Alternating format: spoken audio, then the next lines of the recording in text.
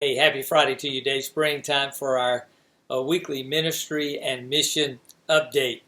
And we continue to move on through this COVID-19 pandemic.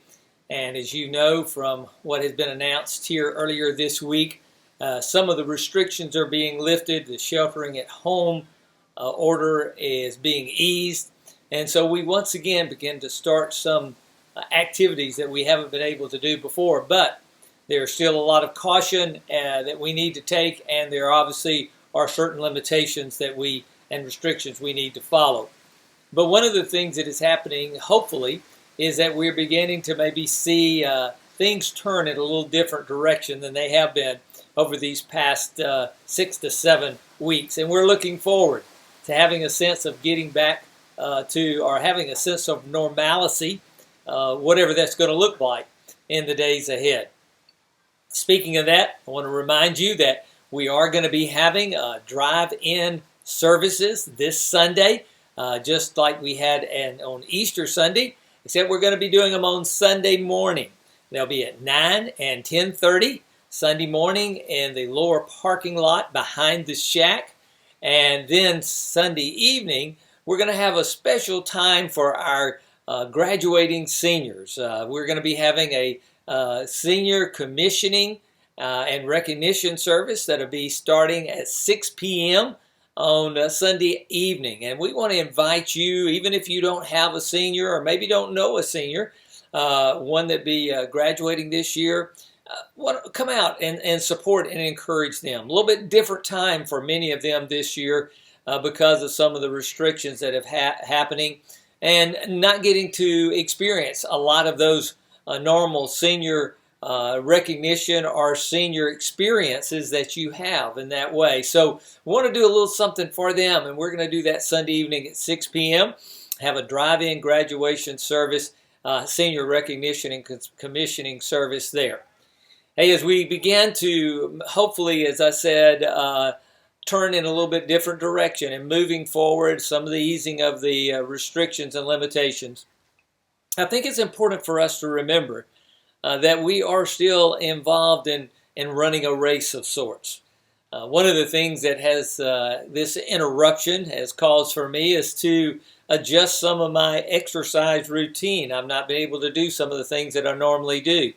One of those that I have been able to continue is running, and by doing some outside running and having outdoor runs in my neighborhood. I don't run very far. In fact, people may look at my running and not classify it as running. Some may say it's a jog. Others may say it's just a fast walk. But for me, it's a run. And I try to run a couple of miles several times throughout the week. And even though it may not seem long for some compared to others, for me, it does seem long.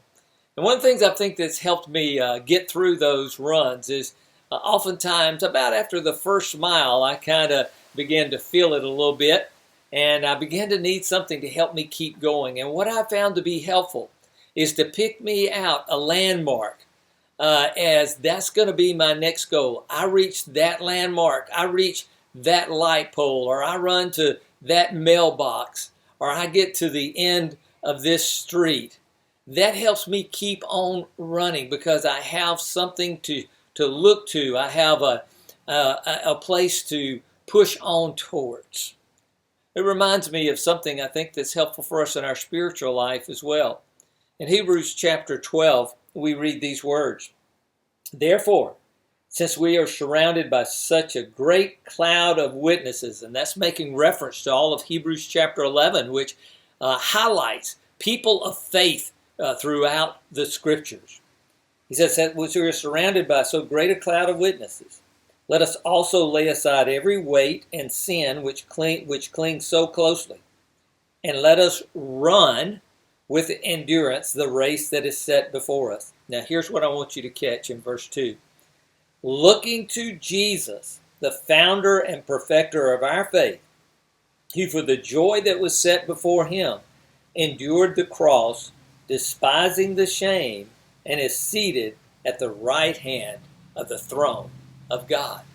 You know, just as in my daily runs, it helps me to have a goal to focus on, a landmark to look to, to help me keep on running, to keep up my pace, to complete that time of exercise. The same thing's true in our spiritual life.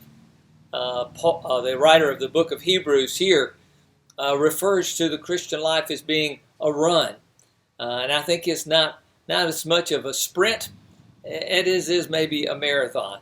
And sometimes we need just a steady pace. And for us to maintain that steady pace, we often need to have that which we're focusing upon. The writer here tells us that who we focus upon is Jesus, because he's already run the race before us. He's completed the race, and he has done it victoriously through the gospel, through his death, burial, and resurrection.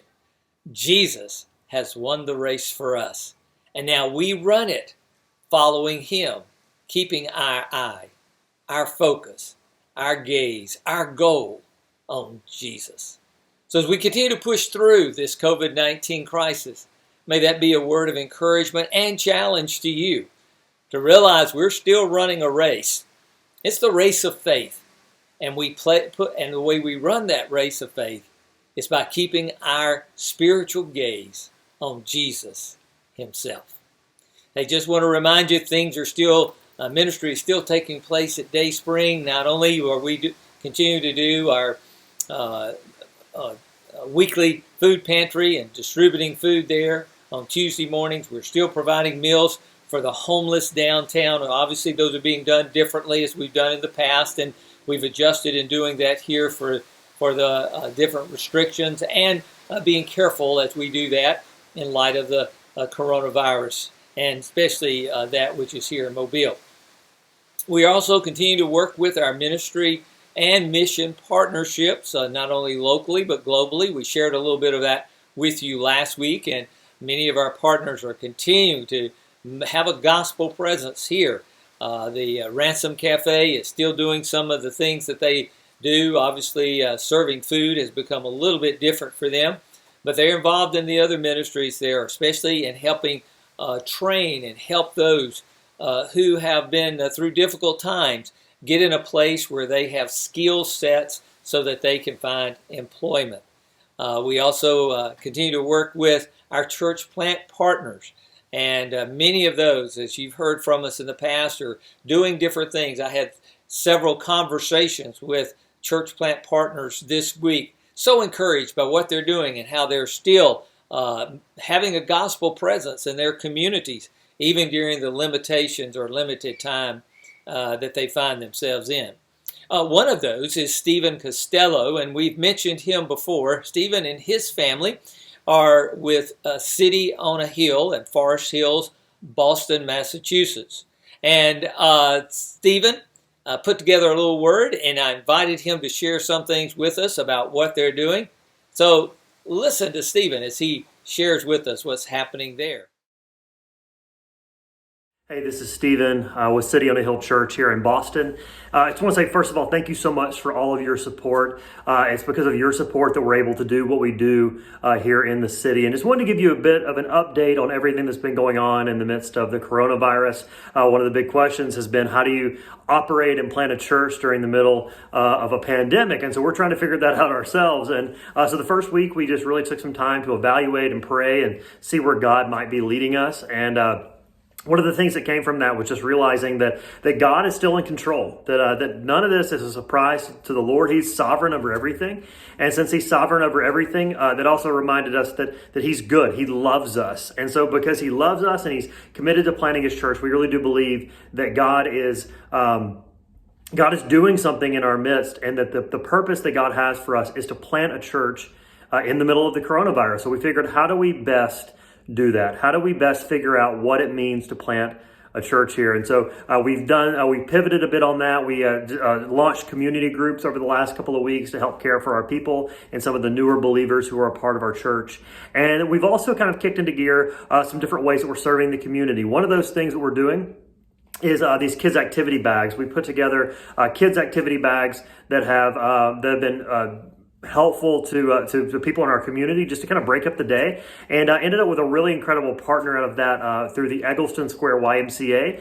They're providing over 200 meals a day to families, and what we're able to do is provide these bags to the YMCA to distribute to families with coloring books and crayons and a pencil sharpener and games and cards and a snack. And what's happened is a partner is formed that has allowed us to spread the word about who we are and how much we love our city through that. So we're very thankful for that, and the way that God is using that. And we just wanted to say real quickly how thankful we were for you. It's because of your support that we're able to do things like this. Your direct support has helped pay for these mission projects. It's helped pay for things like sewing masks together for medical professionals. And I just wanted to let you know that we could not do this without you. Thank you so much for your support. Thank you so much for your prayers. And we pray that you guys are safe and healthy in the midst of this season. Thank you so much. Well, thanks for sharing that with us, Stephen. It's so good to hear from you. And we're looking forward to the opportunity when things are when we're allowed to be able to work more closely with Stephen and what they're doing there and getting the gospel to the people there in Boston.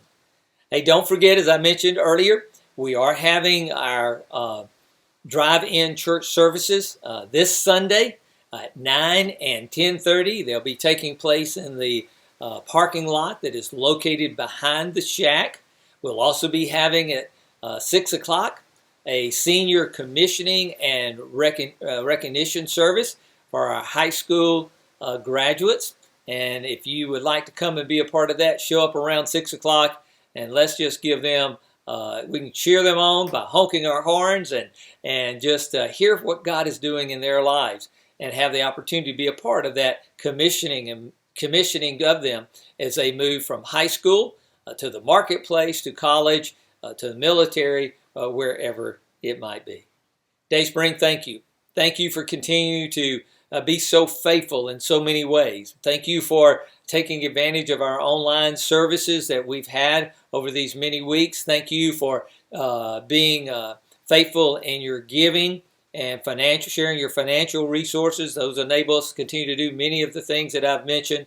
And just thank you for your prayers. Thank you for your desire to be back together as a congregation when we have that opportunity to do so. And thank you for partnering together in the gospel as we all work to make Jesus' mission a reality of giving every man, woman, and child repeated opportunities to see and hear the gospel.